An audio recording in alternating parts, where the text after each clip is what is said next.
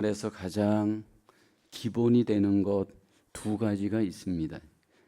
마치 기차가 달리는 두 개의 레일과 같습니다.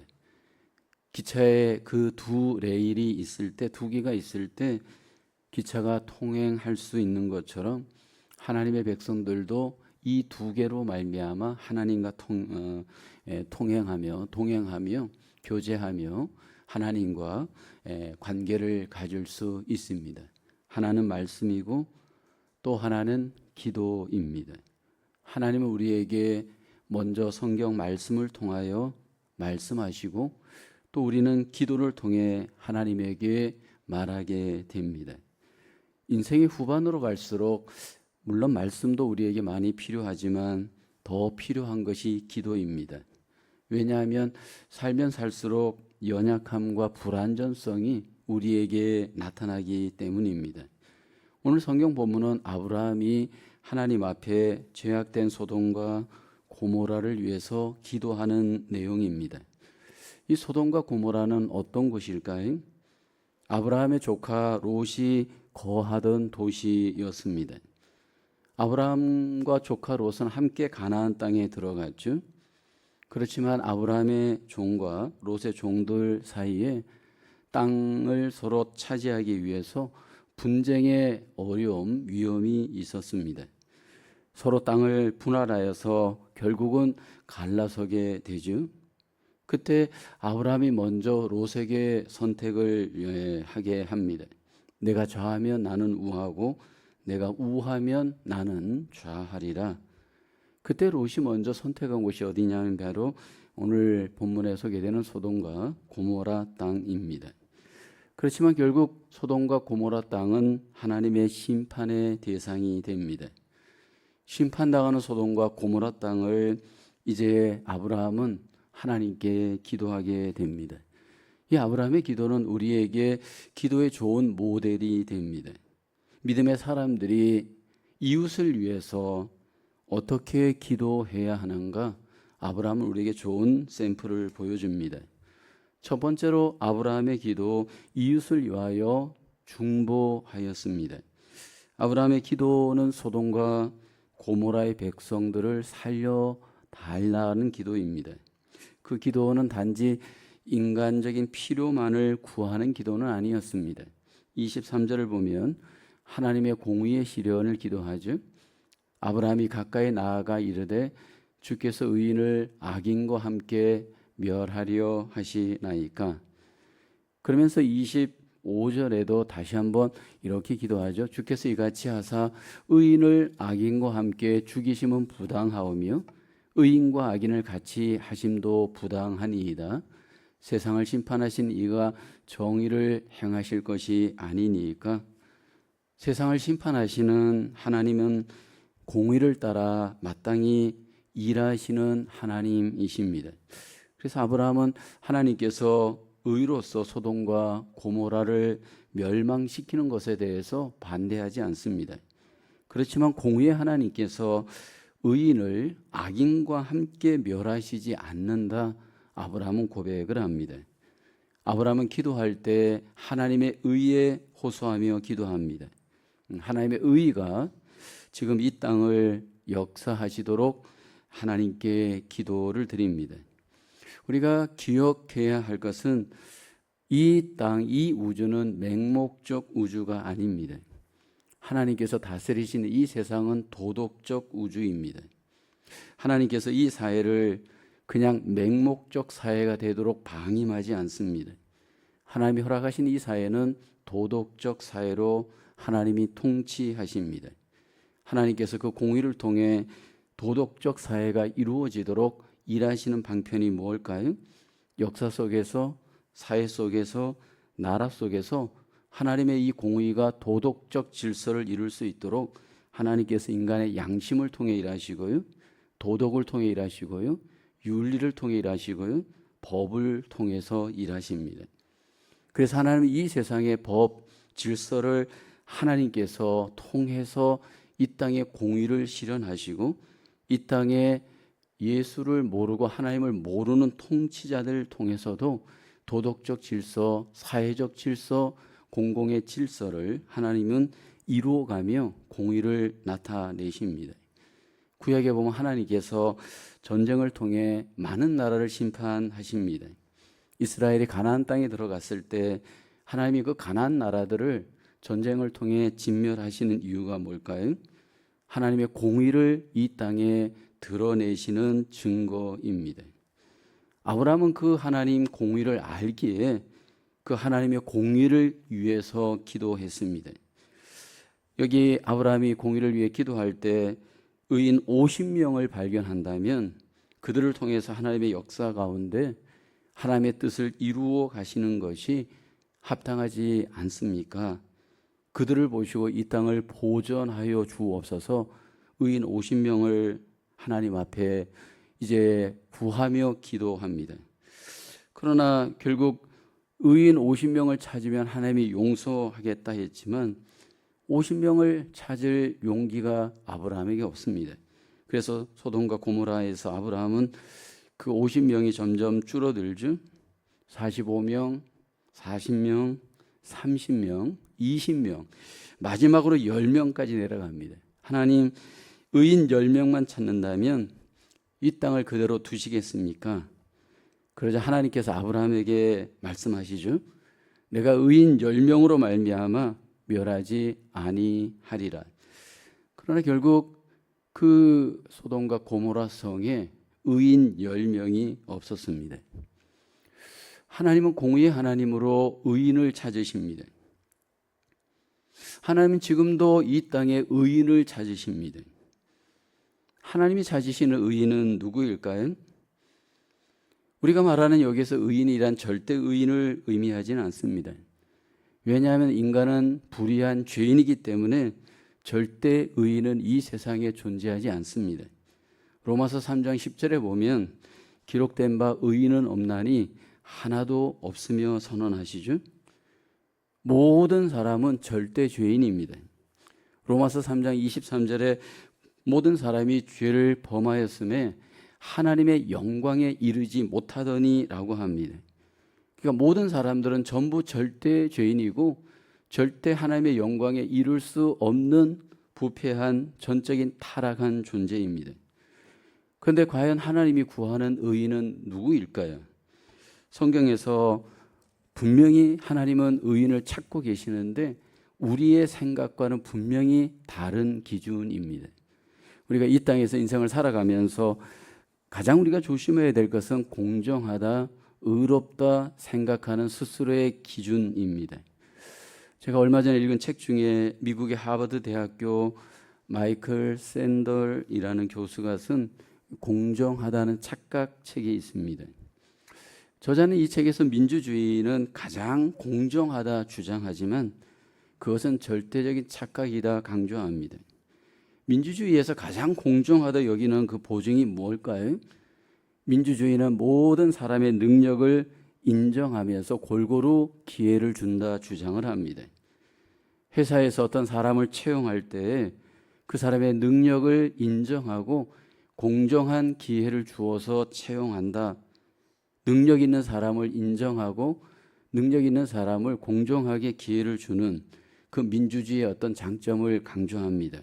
공부의 능력, 기술의 능력, 일의 능력, 이 모든 것들을 기회를 주고 모든 사람들에게 선택하게 한다는 것을 민주주의의 장점, 공정성을 강조합니다. 그런데 이 능력 있는 사람에게 모든 기회를 주는 이 공정성이 과연 그 공정성인가? 그러면서 샌더스는 그런 얘기를 합니다. 금수저의 부모를 둔 사람들이 그 자식의 그 어떤 개인적 능력과 관계없이 부모의 능력으로 더 어떤 선택의 기회가 주어진다면 엄밀하게 그것은 공정하지 못한 것이다. 그렇게 이제 그 책에서 주장을 합니다. 사실 민주주의의 이 공정함이 조금 더 나을 뿐이지 절대적인 공정함은 절대로 이루지 못한다라는 겁니다. 이것은 착각이다. 공정하다고 착각하는 것에 불과하다. 그러면서 하나님의 공정에 대해서 샌더스는 이야기를 합니다. 하나님은 왜 공정합니까? 하나님은 철저히 은혜에 의하여 일하십니다. 은혜에 의하여 인간을 구원하십니다. 은혜에 의하여 하나님은 모든 인간에게 똑같은 기회에 똑같은 일을 행하십니다. 의로우신 분은 하나님밖에 없습니다. 그러므로 우리가 기억할 것은 완전하신 하나님께서 불의한 우리를 향해서 그 완전하신 하나님의 의를 소유하기를 원합니다. 그 의가 무엇일까요? 성경에서는 철저히 우리의 의를 행함에 기준하지 않고 하나님 안에서 믿음을 기준으로 말씀을 합니다. 창세기 15장 6절에 보면 아브라함을 하나님이 여기 보면 여호와를 믿으니 여호와께서 이를 그의 의로 여기시고 믿을 때 의롭게 여기십니다. 행위의 의를 하나님은 의롭게 여기시지 않고 믿음의 의를 의롭게 여깁니다. 그래서 이것을 신학적인 용어로는 우리는 이신칭의라고 얘기합니다. 그러니까 우리가 완전히 의로운 존재가 아닌데 의롭다라고 그냥 하나님이 그 믿음을 통해서 인정해 준다라는 겁니다. 아브라함이 도덕적으로 의로운 사람이 아닙니다. 하나님께서는 이런 아브라함을 그냥 믿음을 통해서 죄인이었던 아브라함을 의롭게 인정하시고 그를 의롭다고 칭해 주십니다. 우리가 인생을 살아가면서 하나님의 의로 말미암아 우리는 의롭게 인정받는 하나님의 귀한 은혜를 입을 수 있습니다. 근데 지금 소돔과 고모라에 의인 10명이 없었다라는 것은 행위적인 의에 의로운 자가 아닌 믿음의 의에 의로운 자 10명이 없었다라는 의미입니다. 여러분, 우리가 이 땅에서 인생을 살아갈 때 사실 우리가 보기에 믿는 사람이 많은 것 같지만 절대로 많지 않습니다. 하나님은 항상 성경에 소수의 의인을 통해 일하십니다. 경영학 이론에 보면 이 세상의 원리가 80대 20의 법칙에 의하여 이루어진다 이야기합니다. 이것을 우리는 파레토의 법칙이라고 하죠. 경제학자였던 이 파레토가 어느 날 그 자기 그 정원에서 콩의 콩깍지를 수확하다가 발견하였습니다. 그 콩을 수확하다 보니까 소수의 콩깍지가 전체 콩알 생산의 대부분을 담당하더라는 겁니다. 그러면서 그가 유심히 또 개미도 보았는데 개미도 보니까 20%만 일하고 80%는 놀더라는 겁니다. 상위 20%의 개미가 열심히 일하고 하위 80%의 개미는 쉬더라는 겁니다. 근데 이것이 인간 사이에도 동일하게 적용되어집니다. 이것은 교회에도 동일하게 적용되어지죠. 교회에 10명이 있으면 2명은 사역을 하고 봉사하지만 8명은 그냥 교회를 다니십니다. 그래서 대부분 교회도 보면 20%의 사역자들이 결국 교회를 끌어간다. 이게 교회의 대부분의 교회의 모습입니다. 물론 우리 교회는 조금 퍼센티지가 높을 뿐입니다. 점점 소수가 의롭게 하나님 앞에 되어져 가는 현실도 보지만 이미 성경에서도 그렇습니다. 소돔과 고모라 성에 10명이 없는 지경, 하나님의 공의가 나타나기를 아브라함은 기도합니다. 오늘 저와 여러분들 속에 소수가 보일 때 낭망하지 않고 우리가 하나님 앞에 먼저 해야 할 일은 그 불의한 세상 하나님의 공의가 이루어지도록 하나님의 그 의를 이 땅에 이루어내기를 우리는 기도하며 하나님께 나가야 합니다.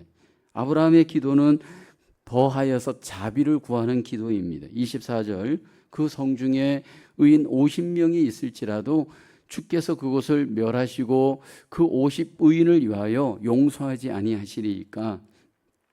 아브라함이 의인만을 위하여 기도하지 않고 의인을 보시고 나머지 모든 사람들을 용서해 주옵소서 하나님의 용서를 위하여 기도했습니다. 아브라함이 이렇게 용서를 위하여 기도할 수 있었던 이유가 무엇일까요? 하나님은 아브라함을 복의 근원으로 삼으셨습니다. 하나님은 아브라함을 통해서 축복의 통로가 되기를 기대하십니다. 창세기 12장 2절에 보면 아브라함을 하나님이 부르실 때 그의 목적을 큰 민족을 이루는 것, 복을 주어서 너는 복이 될지라. 여기 복이 된다 의미는 옛날 개역 성경을 보면 복의 근원이 되다 그렇게 의미를 해석할 수 있습니다. 이 복의 근원이 되다, 이 의미는 결국 메시아이신 예수님이 이 땅에 오시게 됨을 예언하신 사건입니다. 그러니까 아브라함의 가문을 보면 여러분, 한 사람으로 말미암아 그 아브라함의 가정 속에 복이 임하는 것을 우리는 아브라함을 통해 하나님께서 행하시는 것을 봅니다. 아브라함이 도덕적으로는 불완전했습니다. 심각한 문제가 있었잖아요.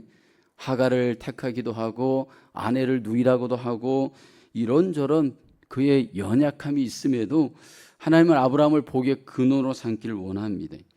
아브라함은 이 소돔과 고모라가 자신을 통해서 하나님의 복이, 하나님의 뜻이 그 소돔과 고모라 속에 이루어지기를 원합니다. 믿음의 한 사람의 기도가 하나님의 놀라우신 은혜, 복을 이루는 그 놀라운 역사가 일어날 것을 그는 기대하며 소돔과 고모라를 위해서 기도했습니다. 미국을 위해서, 한국을 위해서 저와 여러분들이 해야 할 일은 한 사람의 기도가 하나님을 움직이는 기회가 됨을 믿고 하나님의 자비를 구하며 하나님 앞에 우리가 기도하기를 원합니다. 부패하고 타락한 세상 속에서 우리의 기도가 하나님의 복을, 하나님의 놀라운 역사를 이룸을 믿고 긍휼과 용서를 위해 우리가 함께 이 세상을 하나님 앞에 아뢰며 기도할 수 있는 저와 여러분 되어지기를 주님의 이름으로 기원합니다. 두 번째로 아브라함의 기도, 겸손하고 담대한 기도였습니다. 27절에 아브라함의 기도의 모습이 소개되죠. 아브라함이 대답하여 이르되 나는 티끌이나 재와 같사오나 감히 주께 아뢰나이다. 아브라함은 내가 누구인지를 잘 알고 기도합니다. 자신을 어떻게 고백하느냐 하면 나는 티끌입니다. 재와 같습니다. 고백합니다. 여기 티끌이라는 의미는 뭔지를 의미하죠. 하나님 앞에 나는 작은 피조물, 먼지만도 못한 그러한 존재의 피조물인 것 고백을 합니다. 자신을 겸손하게 내려놓는 아브라함의 모습이죠. 누가 기도할 수 있나요? 겸손한 사람이 기도합니다. 누가 엎드릴 수 있나요? 겸손한 사람이 엎드려 기도합니다. 자신을 낮춘다라는 것은 열등감을 가지라는 의미가 아닙니다.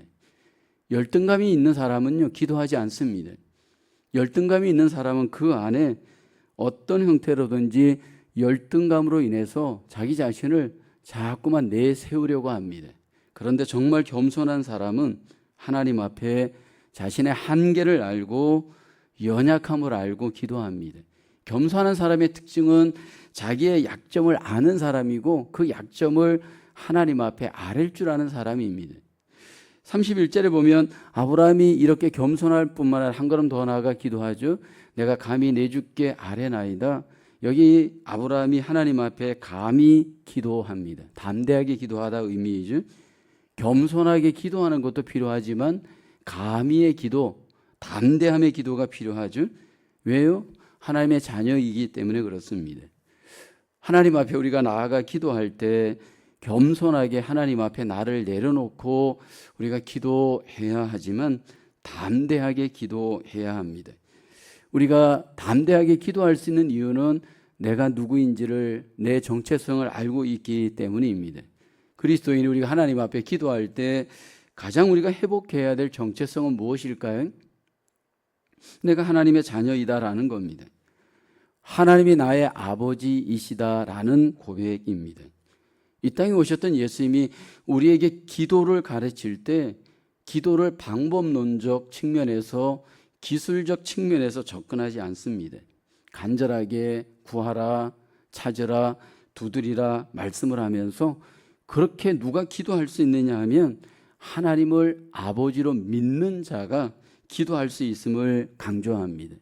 하나님 앞에 끈질기게 기도하고 담대하게 기도하는 자, 하나님을 아버지로 믿는 자, 그 자녀의 신분과 정체성을 가진 자임임을 강조하잖아요. 마태복음 7장 9절 10절에 보면 너희 중에 누가 아들이 떡을 달라 하는데 돌을 주며 생선을 달라 하는데 뱀을 줄 사람이 있겠느냐? 너희가 악한 자라도 좋은 것으로 자식에게 줄 줄 알거든 하물며 하늘에 계신 너희 아버지께서 구하는 자에게 좋은 것으로 주시지 않겠느냐? 땅의 자녀와 아버지와의 관계가 주고받는 관계입니다. 아버지는 자녀에게 항상 좋은 것을 주기를 기뻐하는 자입니다. 하물며 하늘에 계신 하나님 아버지께서 그 구하는 자기의 자녀들, 담대하게 구하는 자에게 좋은 것을 주시지 않겠느냐 강조합니다. 그러니까 아브라함의 기도를 통해서 우리는 겸손한 기도도 필요하지만 더 필요한 것이 담대한 기도입니다. 우리가 믿음 생활을 하면서 믿음 생활은 한마디로 모험 생활입니다. 여러분, 믿음을 모험이라고 이해하고 있는지? 우리는 담대하게 믿음 생활을 모험하면서 하나님 앞에 비전을 갖고 나아가는 것입니다.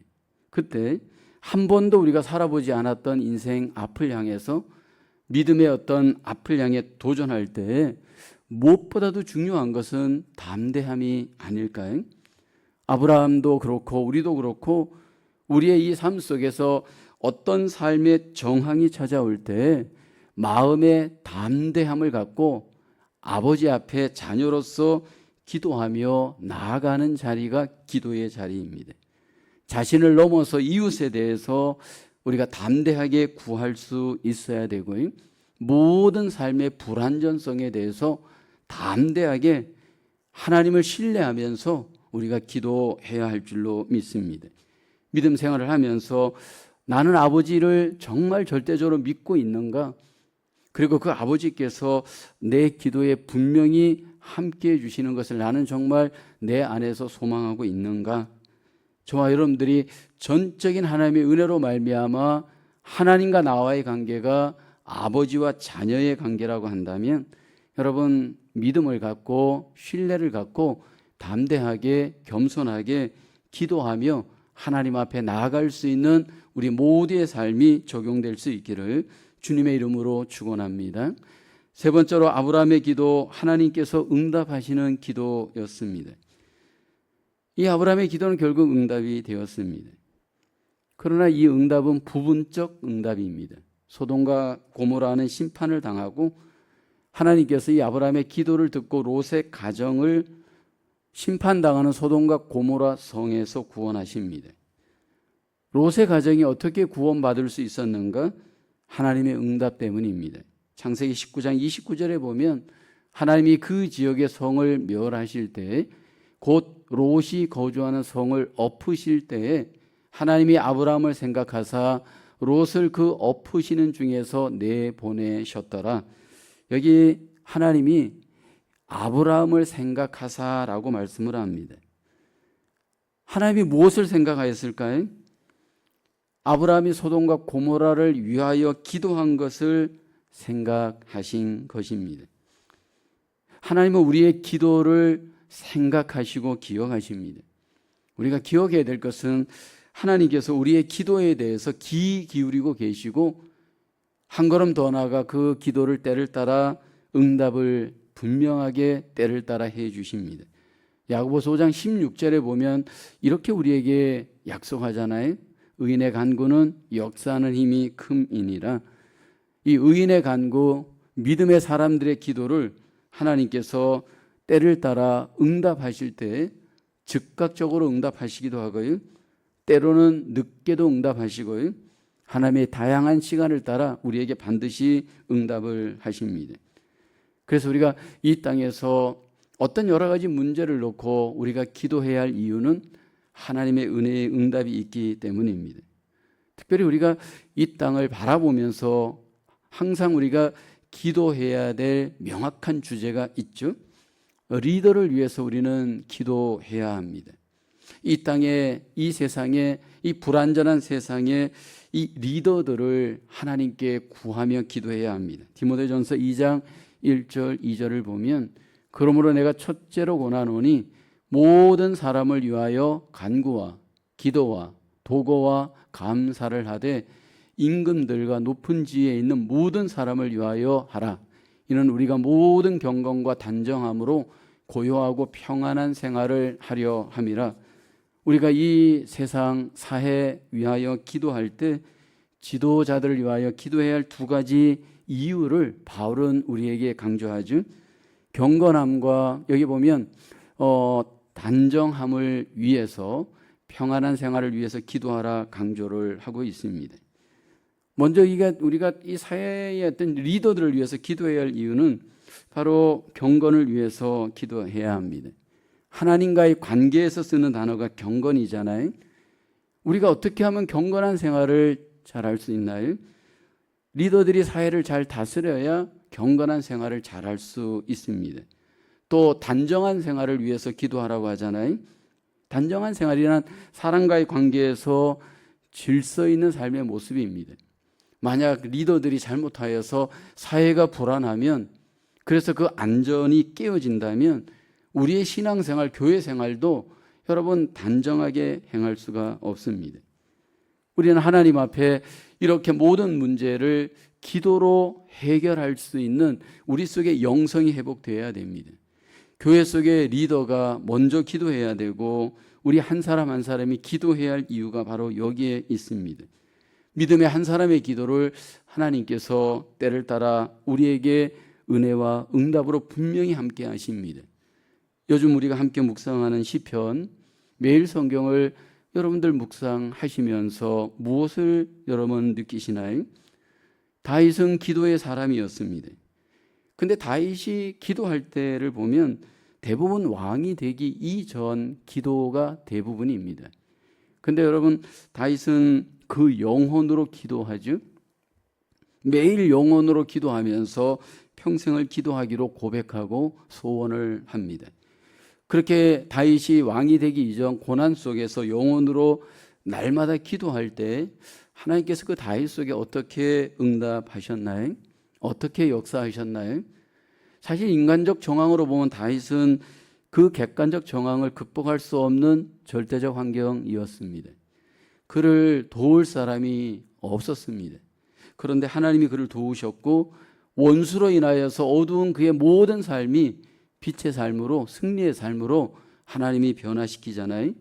우연일까요? 하나님의 은혜의 응답입니다. 하나님께서 기도하는 자 속에 역사하시고 함께 하시고 인도해 주셨기 때문입니다. 우리의 삶을 돌아볼 때 내 삶이 점점 어둡고 불안하고 힘든 정황일까요? 돌아봐야 될 것은 기도해야 할 때입니다.